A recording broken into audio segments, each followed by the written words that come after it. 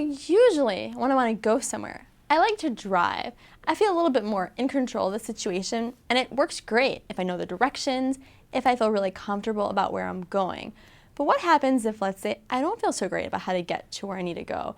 Or maybe there's just a lot of traffic on the way to my destination. Well, in that case, I usually take the subway. It's this underground way to get to where I need to go without all the traffic and worrying about exactly what I need to do to get there. So how does this relate to the English section? Well, hopefully, we'll go over a lot of skills and you'll feel great about all the skills that are tested for English.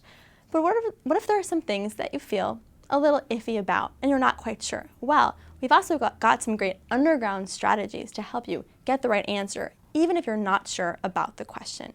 In this episode, we're going to take a look at 6 great strategies for the English section.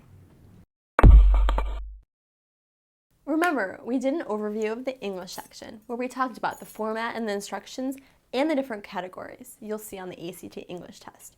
So today, we're going to talk about 6 English strategies, great strategies to help you nail the English section on the ACT. Here's the first one, skim the paragraph. Now this is something that you're going to do if you have enough time. So if you're somebody who really runs out of time on the English section, this is not absolutely necessary, but this is certainly ideal.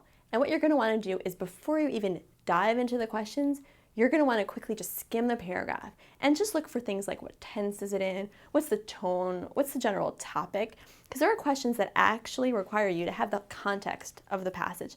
Let's look at an example so you see what I mean. Here, we find several large mushrooms growing out of a pile of mud, and you're thinking, cool, we're finding mushrooms. Sounds great. But look at the next sentence. We scanned our field guide to determine if any of them were edible. So if you had done a quick run through, you would see that the tense, right, seems to be past. We scanned our field guide, kind of in past tense, whereas we find is like, we find several mushrooms, totally different tense. Hopefully, if you skim through quickly, you would catch that. So that's the first strategy. Let's look at the next one. Anytime you see anything underlined, ask yourself 3 things. First of all, does this belong here? Is it really irrelevant? Is it redundant? Is it really wordy? Should this underlined chunk even be here at all?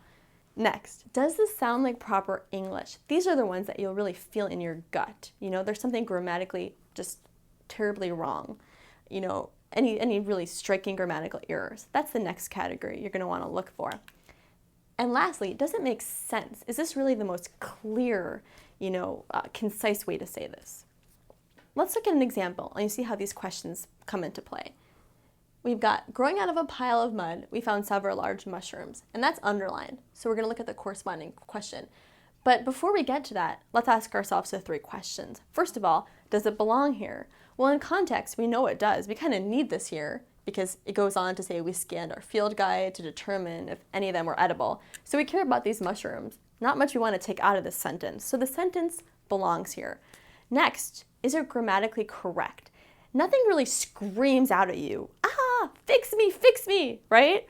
So it's grammatically correct. Last question, does it make sense? And these, you guys, are the really, really subtle ones. Does this really make sense? Is this the clearest way to say this? And if you look, growing out of a pile of mud, we found several large mushrooms. It almost sounds like you're the one growing out of the pile of mud.